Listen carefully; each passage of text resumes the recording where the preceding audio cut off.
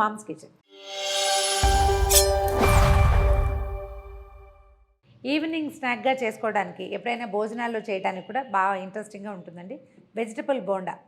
జనరల్గా బోండా అనగానే మనం మైసూర్ బోండా చూస్తాం కదా, మైదాపిండి బాగా కలిపి దాన్ని బాగా సాగదీసి స్పంజీగా వచ్చేలాగా. అన్నిసార్లు కుదరదు, ఏదో దిగులుగా ఉంటుంది బాగా రాలేదని. ఇదైతే అసలు బాగా రాలేదు అన్న అనుమానమే ఉండదండి. బజ్జీలాగా చేసుకోవటమే. వెజిటబుల్ బోండా అంటే మనం ఏం చేయాలి, కూరలన్నింటినీ కొంచెం ఒక కూరలాగా చేసేసుకోవాలి. వాటిని చక్కగా కొంచెం చల్లారి నుంచి ఉండలు చేసి పెట్టుకోవటం, శనగపిండిలో ముంచి నూనెలో వేయించేసుకోవటమే.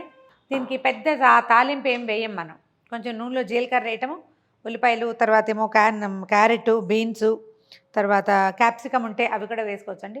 ఒకవేళ మీ దగ్గర కొంచెం క్యాబేజీ, కాలీఫ్లవర్ ఉంటే అవి కూడా కొన్ని చొప్పున వేసుకోవచ్చు. అవి కలర్ఫుల్గా ఉంటుంది, టేస్ట్ బాగుంటుంది. గ్రీన్ పీస్, బఠానీలు ఉంటే చాలా బాగుంటుందండి.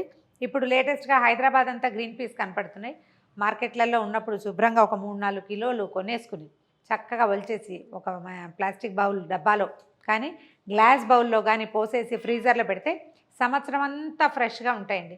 ఎప్పుడైనా కావాలంటే కొన్ని తీసుకోవచ్చు మీకు ఓపిక ఉంటే. లేదా ఇంకా పచ్చి బఠానీ ఉంటాయి కదా మనకి, అదే ఎండువి దొరుకుతాయి, వాటిని నీటిలో నానబెట్టుకుని అది వేసుకుంటే బాగుంటుంది. ఒక మూకుడు పెట్టుకున్నాము. 1 స్పూను 2 స్పూన్ల దాకా ఆయిల్ వేయండి.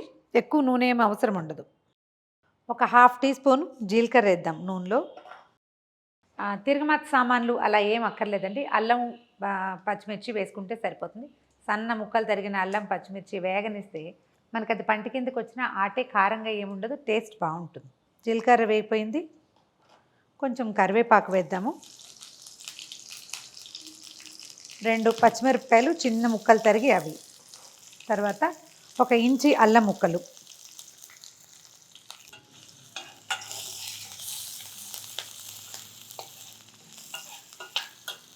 ఇందులో 1 ఉల్లిపాయ ముక్కలు వేద్దాము.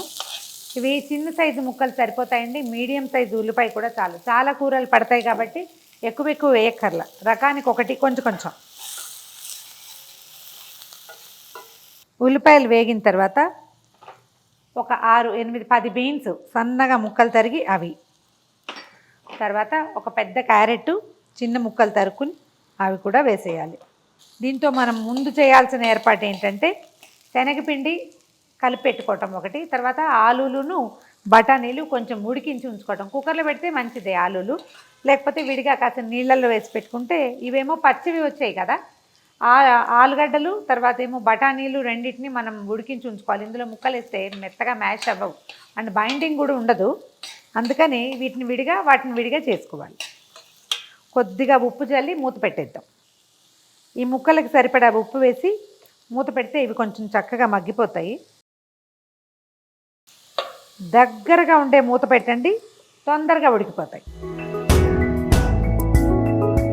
క్యారెట్, బీన్స్ చక్కగా మగ్గిపోయినాయండి, కనిపిస్తున్నాయి కదా, అంటే రంగు మారిపోయింది. ఇందులో ఏం చేద్దామంటే మనం కొంచెం ఉడికించి ఉంచుకున్న గ్రీన్ పీస్ వేసేద్దాం. బంగాళదుంపలు కూడా ఉడికించి ఉంచుకున్నాము, కొద్దిగా మ్యాష్ చేసి వేసేద్దాం. మనం కారం కావాలంటే వేసుకోవచ్చండి, మన ఇష్టం, చాయిస్ మందే. నేను పచ్చిమిర్చి వేసే కదా అందుకని ఇంకా కారం వేయను. 1 చిటికెడు గరం మసాలా కూడా లైట్గా, ధనియాల పొడి అలాంటివి కూడా వేసుకోవచ్చు.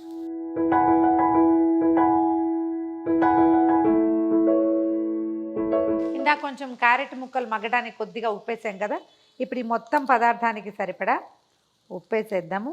తర్వాత ఏమో కొంచెం ధనియాల పొడి వేద్దాం, వాసన బాగుంటుంది. మనం దీని మీద కొత్తిమీర అయినా వేసుకోవచ్చు, పుదీనా అయినా వేసుకోవచ్చు, మన ఇష్టం.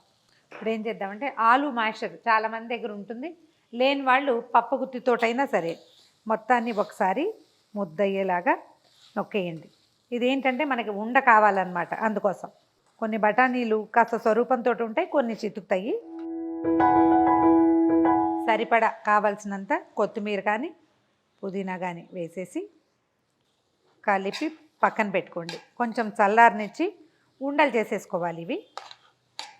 ఇది చల్లారే లోపల మనం ఏం చేద్దామంటే శనగపిండి కలుపుకుందాం.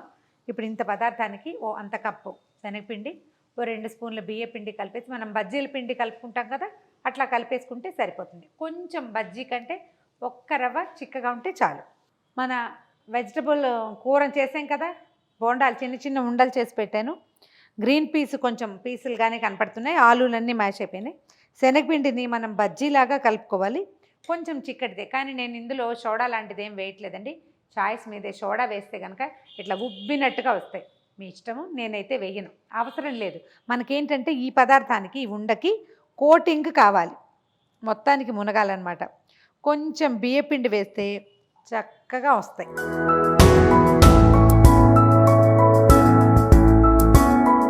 కాగిన నూనెలో వేయించేసేయండి, కొంచెం హై ఫ్లేమ్కి కొంచెం తక్కువ, మరి మీడియం కాకుండా మీడియంకి హైకి మధ్యలో పెడితే వచ్చేస్తాయి.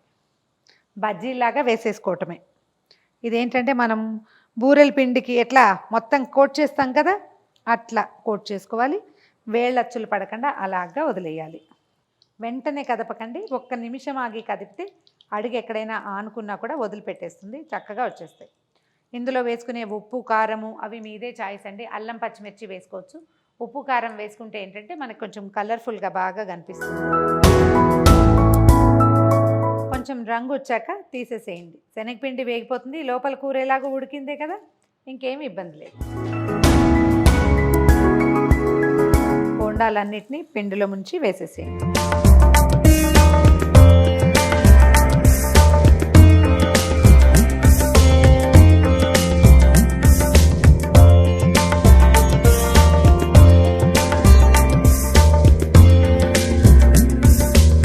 ఇదిగోండి మన వెజిటబుల్ బోండా రెడీగా ఉంది. లోపల మనకి కూర చక్కగా కనిపిస్తుంది, పైన బాగా కవర్ అయింది. మీకు కావాలంటే సోడా వేసుకోండి, లేకపోతే మరి కాస్త బియ్యపిండి వేసి ఇంకొంచెం కరకరలాడుతూ వస్తుంది. సింపుల్గా ఈజీగా చేసేసి పొద్దున్న చేసిన ఆలు కూర మిగిలిపోతాయి, దానికి కూడా కొంచెం కరివేపాకు కొత్తిమీరతో చిన్న తాలింపేసి ఉండలు చేసేయటం, శనగపిండిలో ముంచి వేసేయటం. మీకు అరిగితే హాయిగా తినండి, బ్రహ్మాండంగా కుదురుతాయి. ట్రై చేసి చూడండి.